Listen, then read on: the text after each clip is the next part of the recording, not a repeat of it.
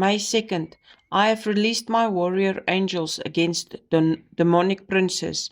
When you find yourself harassed by demonic princes who have come to defeat you and to cause destruction in your life, remember the testimony of my servant Daniel and my mighty warrior angels who came to fight the prince of Persia in his stead.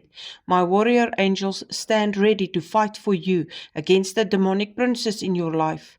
Remember the angels' words to Daniel, for they apply to your life also. You are greatly beloved by me. Fear not. Peace be to you.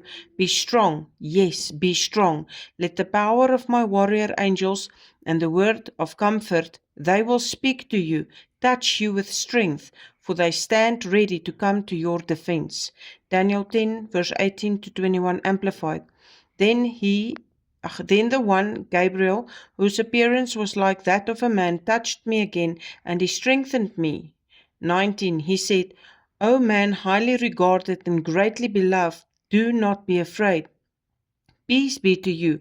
Take courage and be strong.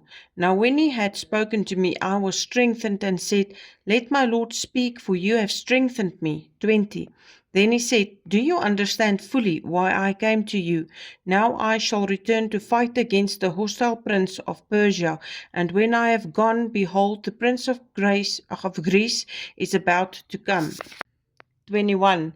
But I, Gabriel, will tell you what is inscribed in the writings of truth.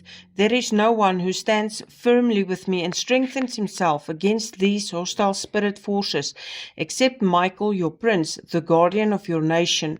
Prayer declaration. Lord, release your warrior angels against the demonic princes who would try to harass and harm me. Touch my life and strengthen me with your power.